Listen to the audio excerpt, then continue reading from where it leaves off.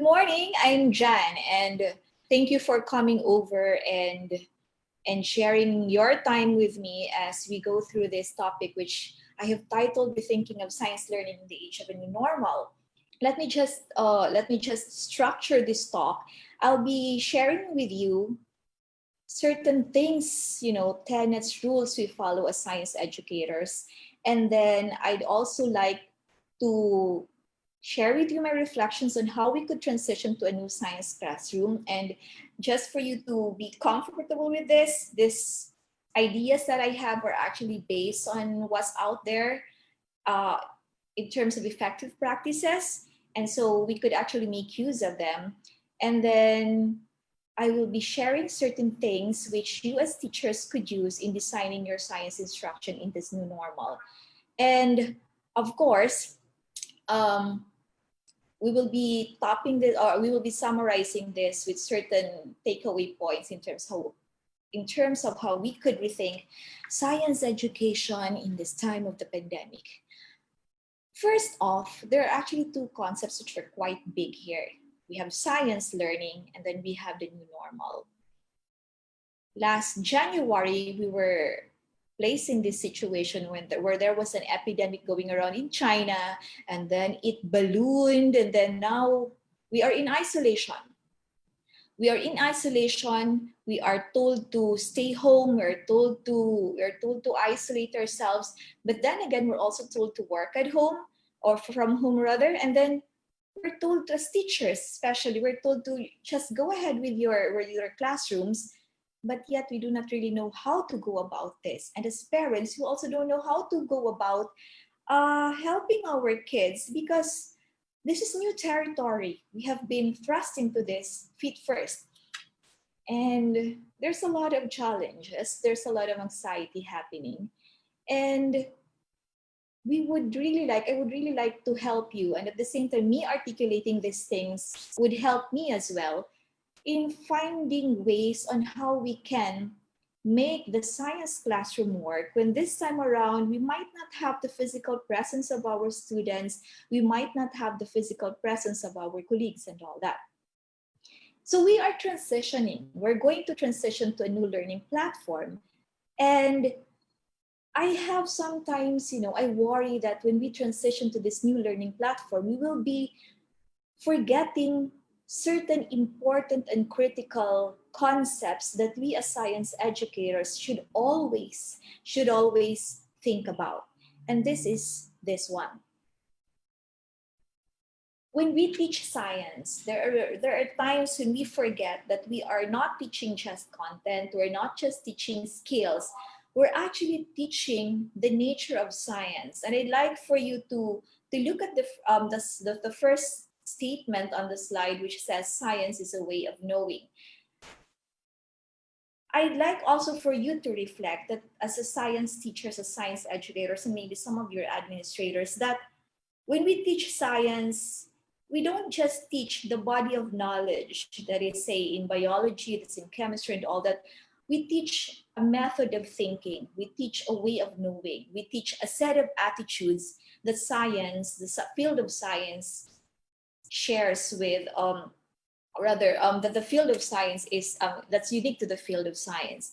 And so we have all these things, and we should not lose track of this when we transition to a new learning strategy. At the same time, we have to make sure that even when we use certain strategies which are not traditional and which are not typical, we have to incorporate and integrate into our classrooms these assumptions that we are developing among our students. First one is that nature can be understood through systematic study. Scientific ideas change every now and then. It's actually not every now and then because knowledge is just developing and growing exponentially. So these are things, especially now that we're thrust in this infectious disease, where we're having this infectious disease and we don't understand a lot of things about it. We are thrust into the world of science, and many times you don't understand what's happening. And so these are things. Let me go back to this. before we jump off to the bandwagon, of creating certain classrooms online or whatever for this new normal, we should not we should always keep track that when we teach science, we have to teach the nature of science. We have to make our students understand that there are certain assumptions, there are certain tenets that scientists use in their work. So please take note, I'd like to emphasize this again, that when we talk about science learning, we talk about learning as a way of thinking. The content, the skills, these are merely springboards for developing attitudes, for developing a way of thinking. So that's one part of that. And then the one other part which is more important than all of this is us thinking of the learner. I remember when, the first few weeks when we had to send our students home, we were also told to send work for them. It was really a struggle for us as teachers to think of what work is going to feed them. We were thinking, do they even have the internet connection? Do they even have data for their phones and all that? Do they even have, a study space that's fit for whatever is happening now? And we were thinking of that because when we design instruction, we think of the learner, because that's the rule when we do that. And we all know that learners come to us with different learning styles. They come to us with different learning abilities.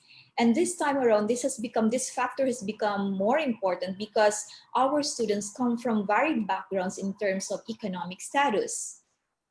So when we design an instruction, we don't just think now of their learning styles, of their learning abilities. We also now think of that economic factor.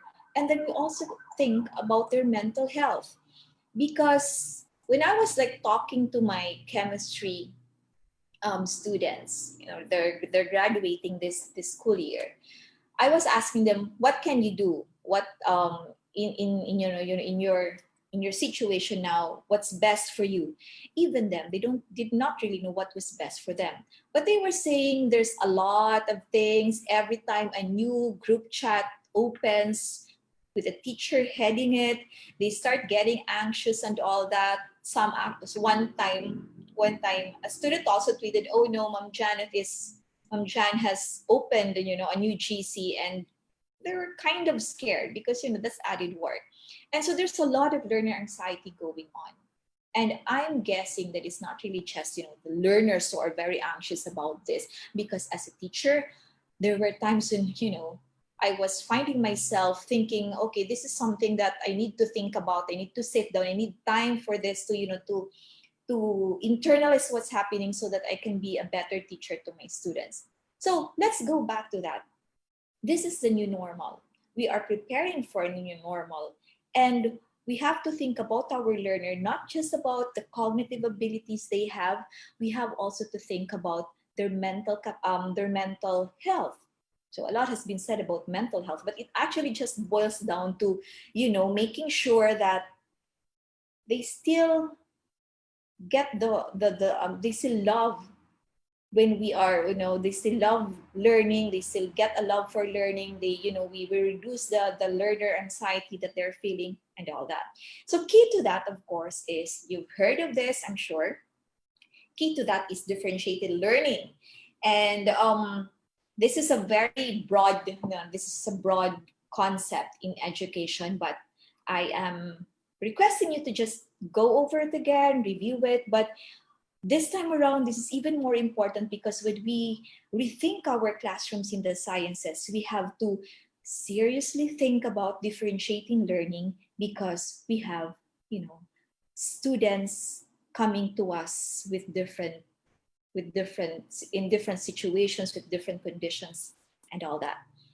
All right. Let me share with you this one.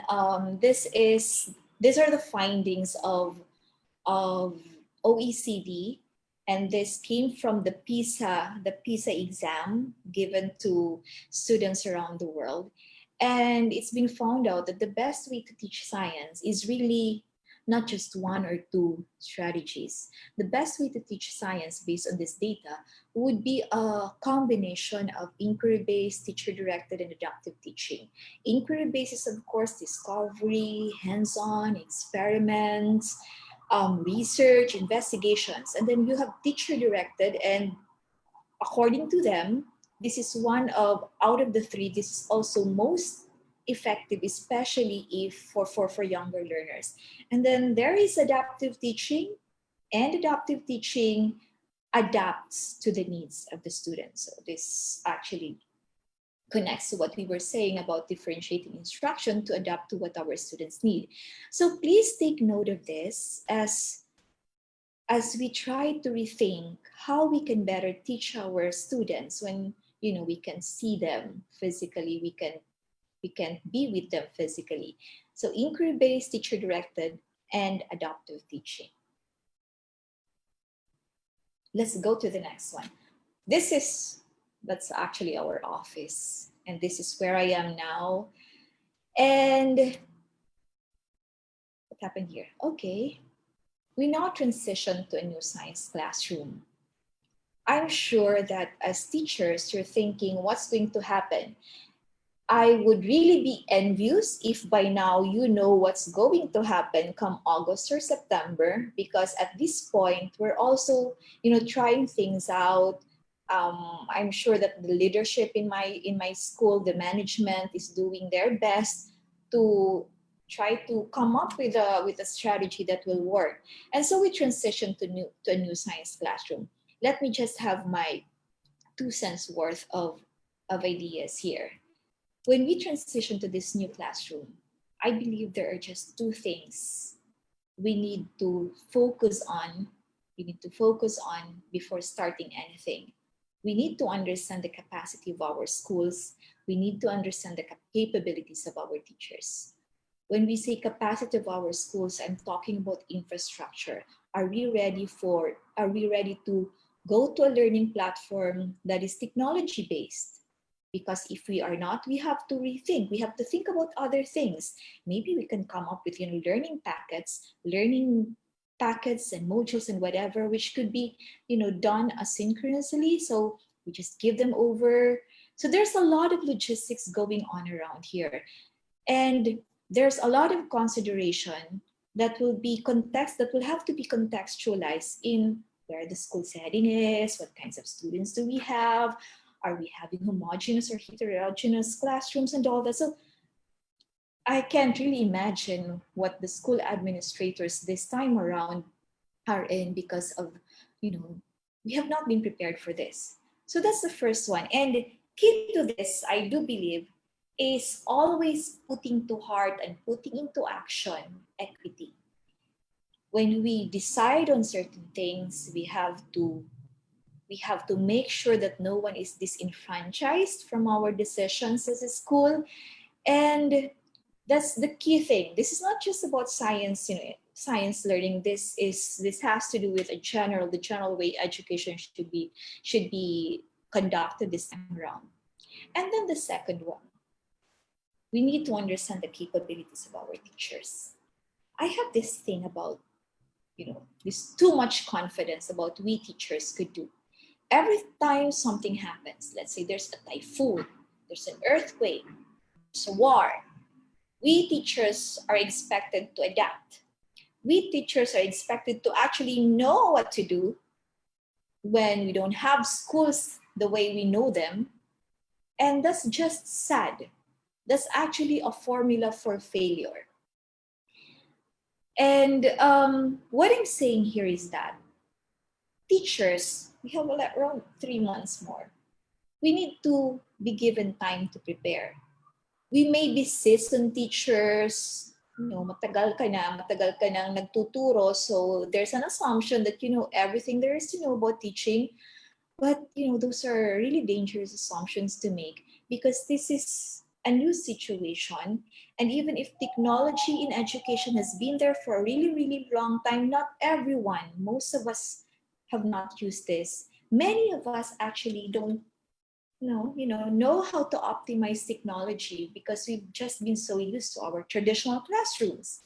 So if you are an administrator, if you are in the school leadership board, you have to make sure that before you come up with any plan, you have to make sure that your teachers are ready for whatever plan you have.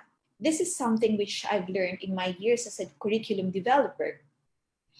However brilliant a written curriculum is, it will only, its success or failure would depend on the teacher. Whatever models you're using, at the end of the day, the teacher is going to get that curriculum, in this case, get that plan for this new learning platform, and then decide, okay, this is something I cannot really do, so I'll just do it the way I usually do it. Or good for you if you have a teacher who'd say, this is something that is exciting, this is something that I'm up for, so I'm gonna learn this. That's not true every time. So together with, understanding the logistics behind this change and transition, we have to make sure that we understand that our teachers are not as well equipped as you would like as you would like to think all the time. So faculty development is key here. Those are general things. And before we go on to the next slides, I also would like for you to think of this. We operate in a school where we are not the only subject. All right, you may think that, especially for us, because we're a science high school, we think that we're the most important subject matter in the subject area in the school, but that's not really true. You have other subjects, and your students would have other subjects. Your students would have other obligations. We may not actually know it, but some of them may just have to look for food, to look for a job. These are basic needs which would come before school. So when we design our instruction, when we think about what to do come August or September, we have to place ourselves in our students' shoes and think, if I'm going to do this, if I'm going to make use of this strategy, is this going to burden the students? Is this enough challenge? Is this enough work, or is this too much work? Is this something that they're prepared for? And so on. But there's just a lot of things we need to consider. And at this point, it might actually be overwhelming, but there has to start a time when we need to start thinking about these things. But as I'm saying, ilugar nyo ang mga sarili nyo. Ilugar natin mga sarili natin. We have to place ourselves in a context in which we're not unique. We're not the only ones giving education to these students. At the end of the day, we still have to think that our students are human beings. They have, limitations too. So, having said that, let's now go to certain ways out there in which we could design a new science classroom in the time of physical distancing, in the time of just the screen, or maybe we can even afford to have this screen time. So in the time of alternative modes of instruction, how do we design a new science classroom? That's the question at hand. So again, I say, do not forget the reason we teach science is because we want our students to go out of our classrooms with the right attitude, with the scientific attitude, with the scientific skills, and not only just the scientific knowledge. All right, so here goes. On one of those times, one of those moments when I was just sitting down because I did not want to work, I did not want to cook, I did not want to do the laundry, I was thinking this because I was trying to make heads or tails out of this situation, out of this new normal, which we are not really familiar with. And I was thinking, if I were a teacher, what's going to make me feel less anxious about the whole thing of us reopening schools? And these are my takeaways from the time when I did not want to cook and do laundry. And here's it. We have to ask, as a teacher, what is the school's new learning framework? This is very, very important because, we can't act we have to act in consonance with what the school wants for us to do. So that learning framework is quite necessary. And I hope that by this time or in the next few weeks, our administrators will be handing this down to us so that we could prepare, we create a mindset that, okay, this is what we're going to do, whether I like it or not, I have to adapt myself to it. And then also, this is something that I would always tell teachers whenever I train them. We have to be assertive, we need to have a voice. We have to ask, what's expected of us? What are your expectations? Are we supposed to, just jump into the train and do whatever it is we would like to do? Or are there certain expectations? Are there certain things that we need to know before we start planning out our classrooms? And I think it's just fair that we ask this of our supervisors, of our leaders. So there. And then we also ask, once we are clear about these things, what is the most appropriate science teaching learning strategy to use? Because, once you go to the internet, there's just a lot of them. There's a lot. And you might be overwhelmed because there's a lot. And you might not know many of them. You might not be comfortable using some of them or all of them. And at the end of the day, we have to decide whether to use this or to use that. And because we have to design science instruction and we need to get the support that we need. All right. This time around, I'm showing you here what's the common themes this time around in terms of the new learning framework. There's the far end, which is online education. This is purely online, and there are actually universities now which are doing online education. Some of you might know it as distance education, remote learning, and all that. So that's online education, and the logistics for it, the infrastructure for it would entail a lot of money because technology is expensive. And then at the other far end, you've got the usual face-to-face education.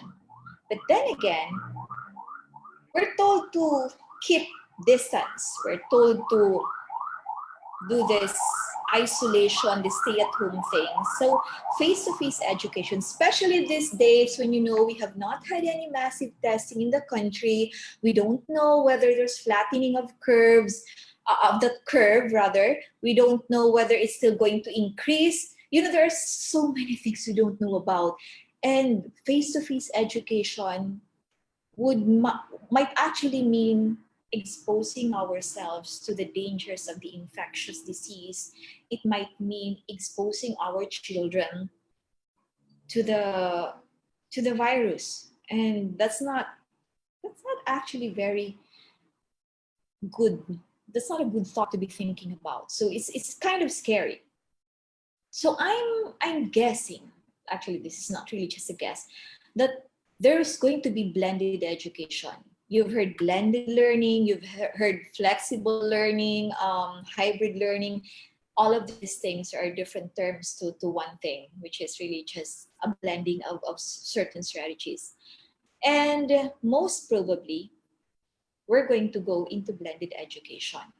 And if we're going to go into blended education, as teachers, we now have to decide, based on these limitations that we have, should we need to cover everything that's written in the curriculum guide?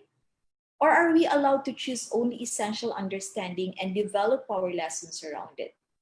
Are we also expected to develop science and integrated science process skills? Just to review, when you talk about science process skills, you talk about this skills on observation, classifying, inferring, diba?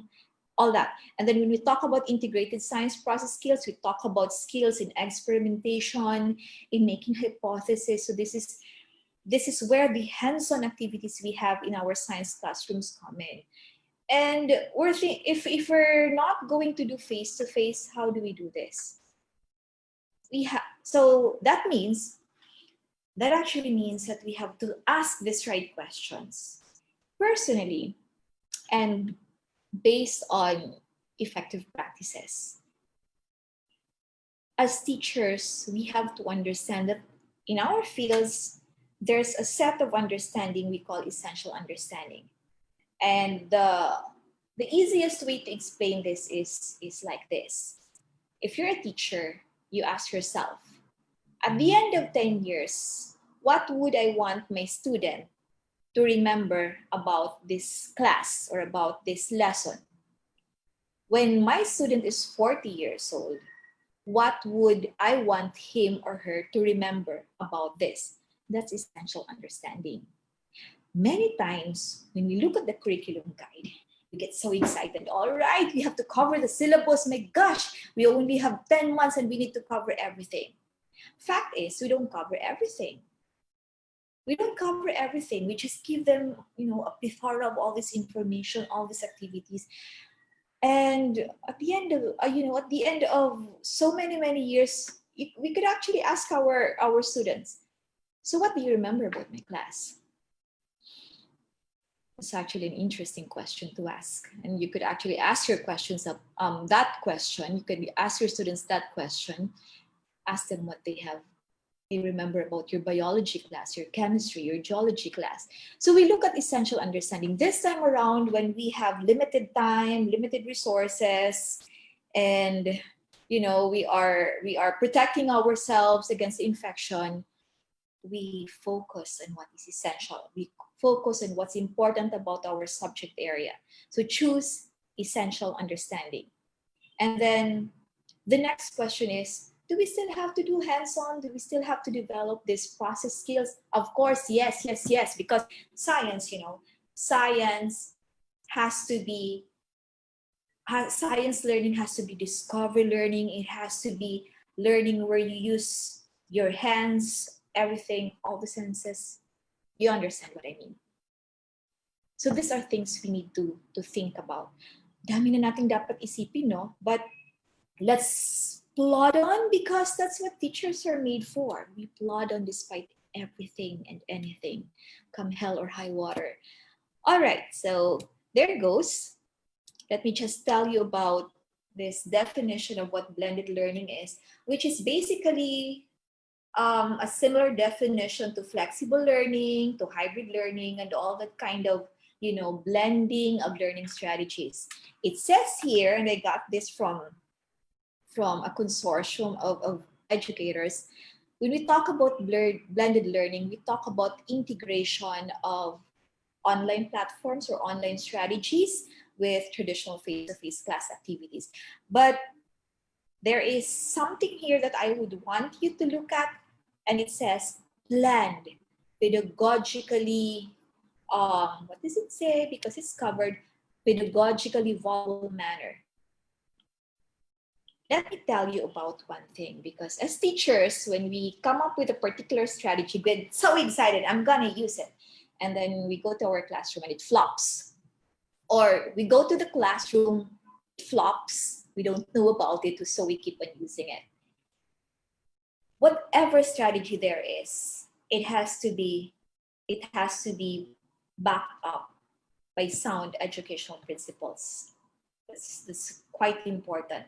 So the pedagogy of it, kahit gaano kaganda yung strategy mo, pag hindi siya nag-fit sa learners mo, papalit talaga yan, papalpak yan. So pagtatawanan kayo ng estudyante nyo, hindi nyo lang alam. But the thing is that there are times when we will have to face our limitations as teachers too. And this is where feedback is really quite important. For example, this online thing. For so many years now, we've been using technology in our classrooms. And we're even using a learning management system, which we get now for free, is the Schoology. Check it out once you have time. And what happens is that there's a learning management system, it's online. And then we put in a lot of materials there, like a whole book for them to read, 50 pages of an article, a lot of videos, so on and so on. There's just a lot going on. And every time your students would see your um, platform, they just get, wala na bang ginagawang iba si teacher? And then there is also another sad thing to this. We bombard our students with all of these materials which are online, which we think are really cool because they're online, but there is no right assessment. There's no processing. We've just made the online platform a repository for what we think our students need. So that's not how it should be. This is where pedagogy would come in. And this is the same thing with traditional face-to-face class activities. You do your lecture and then your students are sleeping, then you give a quiz, they fail, and then you think, they haven't learned anything or they haven't been, hardworking and all that, but that's it. What I'm saying here is that whatever kind of learning strategy we use, blended, online, face-to-face, traditional, in science and in whatever subject area, we always have to think that when we use this, it has to enrich the learning of our students. It has to enrich the learning of our kids. Technology should not complicate matters. It should not complicate matters. What it should do instead is complement learning, complement the classroom experience. And this is what we have to carry with us when we sit down and think about what to do come August or September. Do we integrate? Is that fit? Is that appropriate to our students? So please think of this when you have the time to think about what to do. Okay, there you go. I'm sure that you have already scanned the internet for these learning modes. And this is something which I got from the Charles Darwin University. And this list of modes of flexible learning mirrors other lists. And there's a lot of them, strategies and modes which we can make use of. There's face-to-face contact. It could be through the screen or or also in the classroom, but there's always a thing about social distancing. So no touching, walang pagaganyan-ganyan sa mga student and all that. So, but think of that. Face-to-face, and then you could use websites, you could use CDs, educational CDs. May VHS pa dyan. I don't know if there's still a VHS. So this is really, this has not been updated. And then we can do teleconferencing or video conferencing. We could print also resources. This is learning packets, and then maybe have this how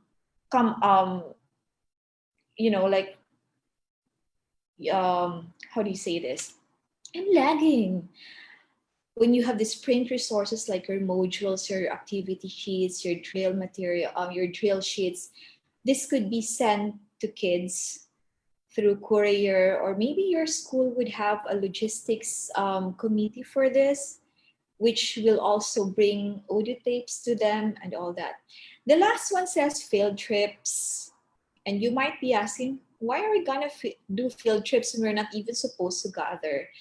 And let me just redefine field trips in the time of the pandemic.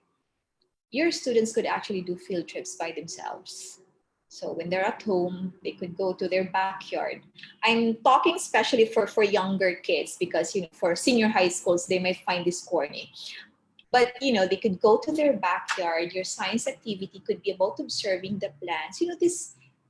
This have been tried and tested strategies. Or they could, come up with, they could ask their parents to bring them over to a place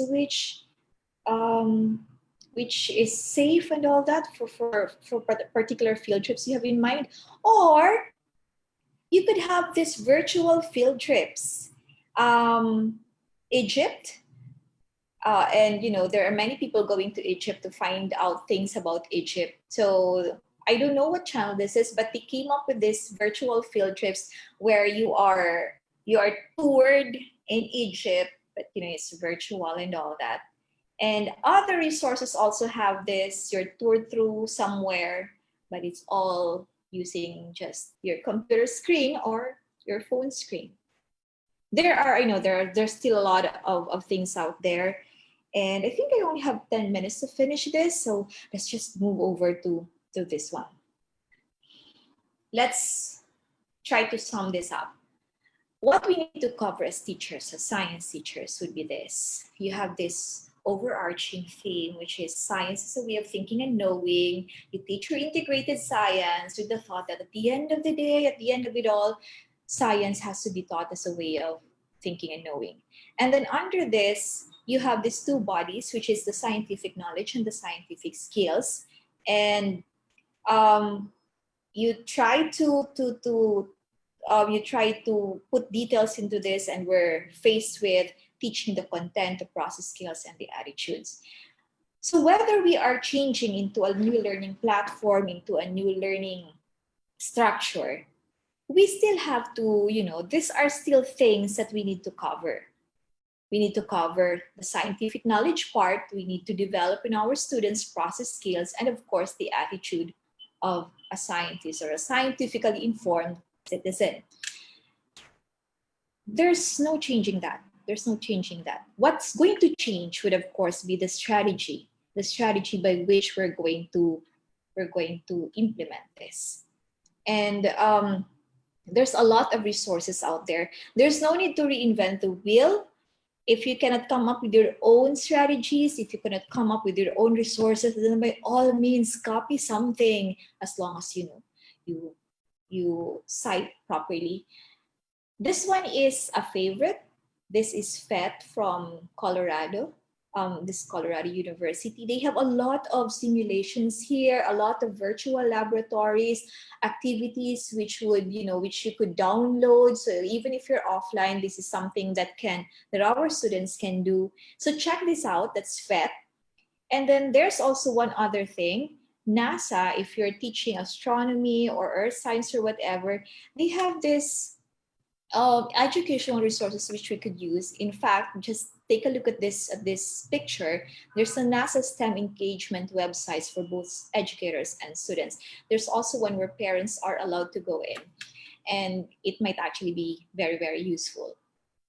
There's even one thing that NASA does.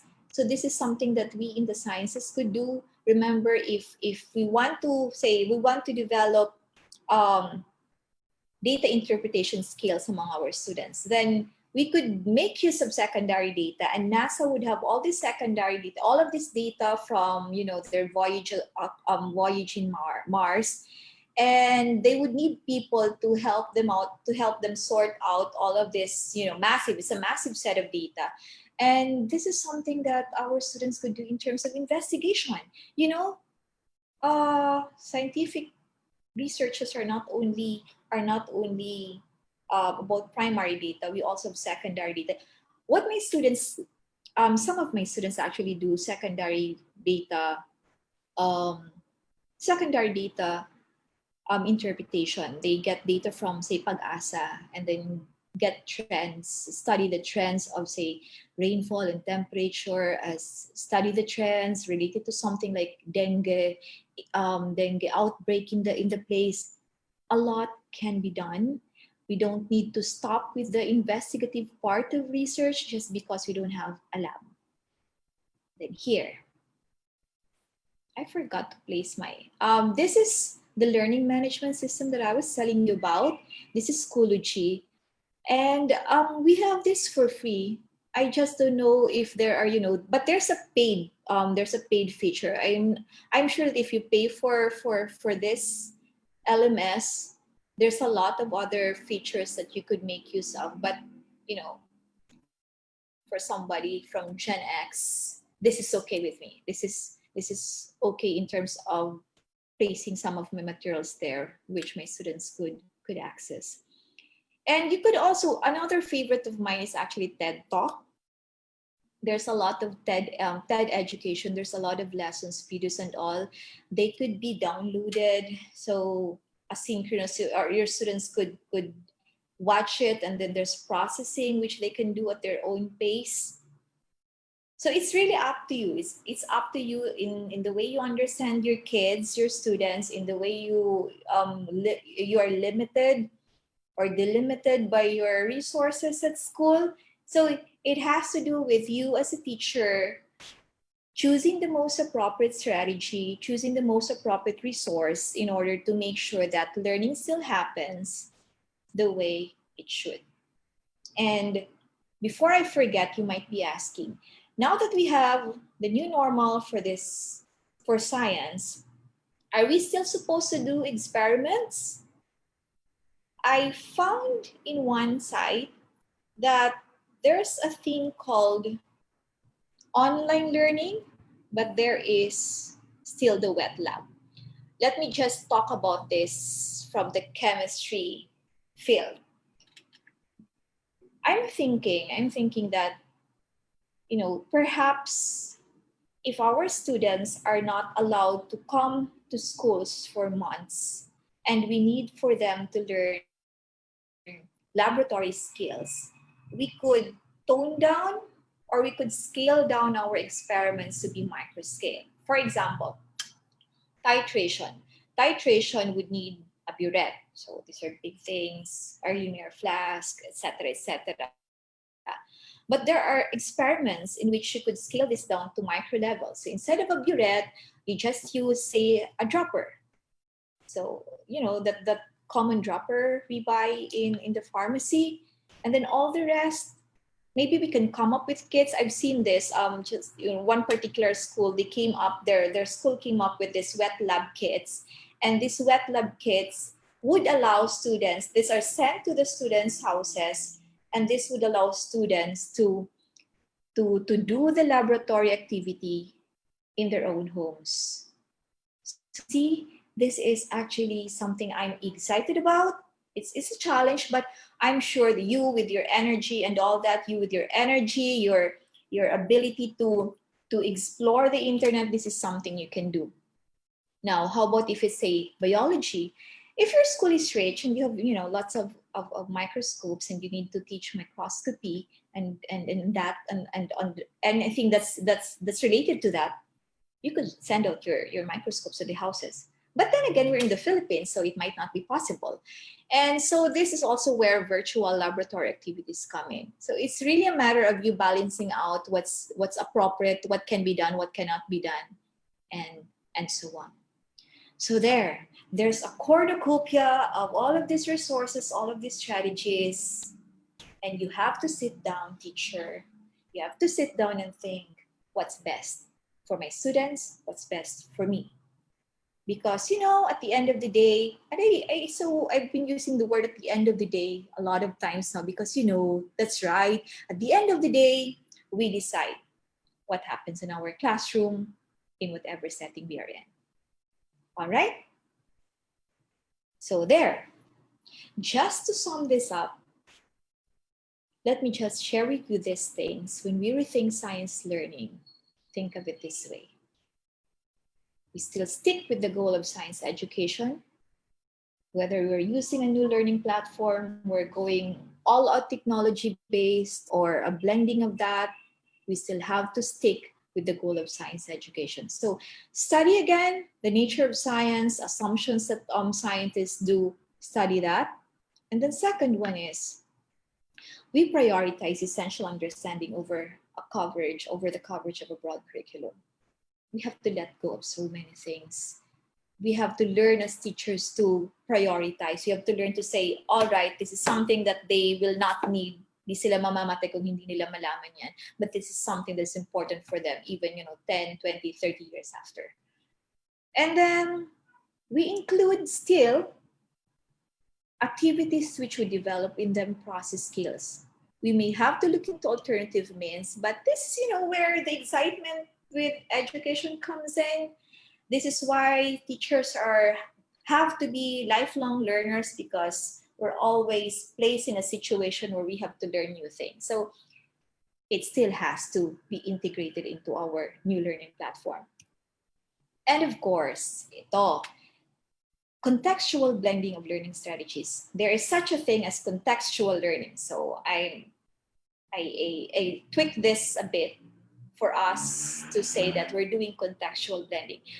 What does this mean? It's really just, coming up with strategies in the context of your own situation. Do not, wish for online, online learning if you are in the rural areas and you have to climb a coconut tree in order to get a signal. So contextualize. Now, if your students are fast learners, then you have to fit your strategies to them as fast learners. But if you have students who actually need more time to learn a particular set of lessons, then do it. So blend in the context of your situation. And then this is really more for the administrators.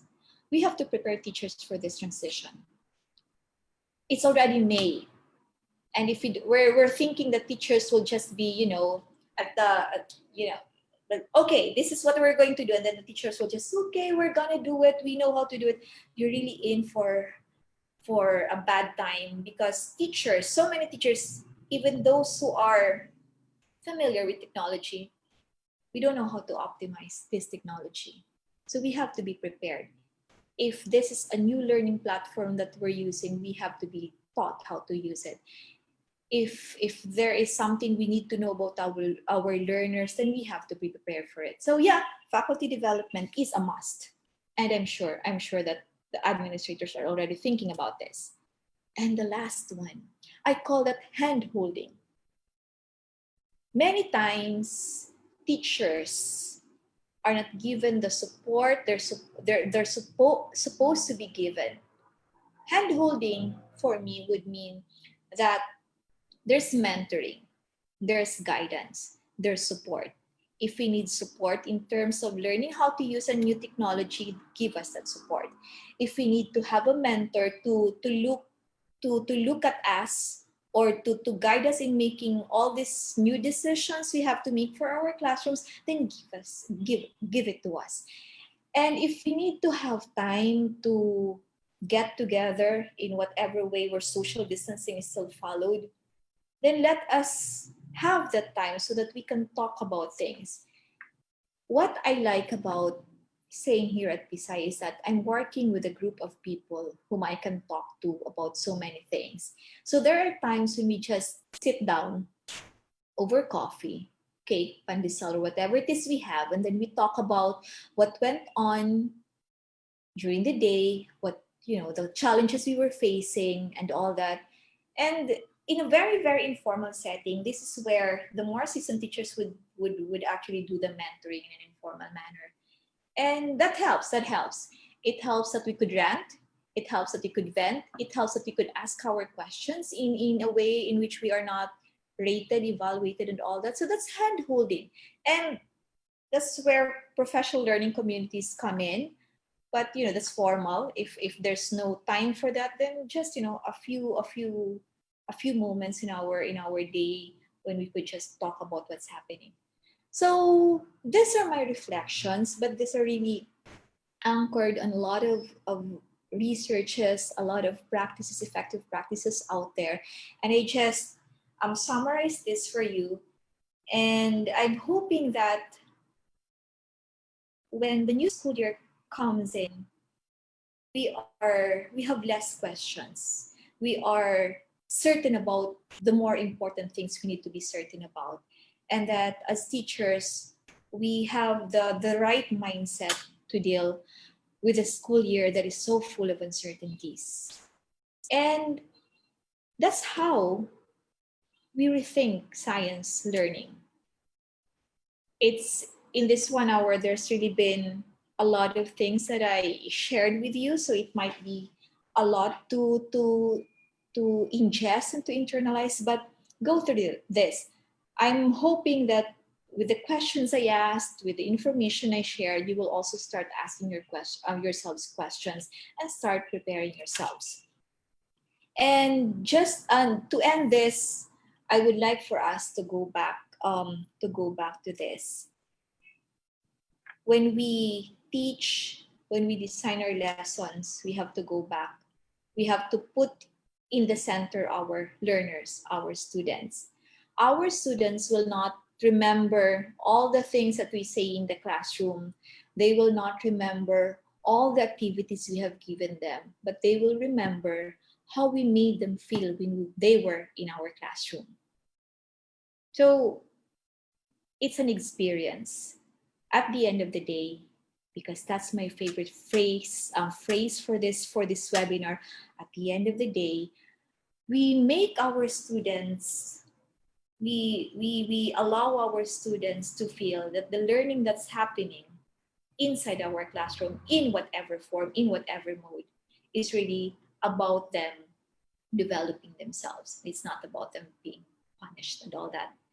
So with that, I wish all of us the best of luck. And if you've got questions, please feel free to message me. I don't know how that's done, but come up with your questions, and I will be happy to share my thoughts about certain things with you. And that ends my 1 hour webinar.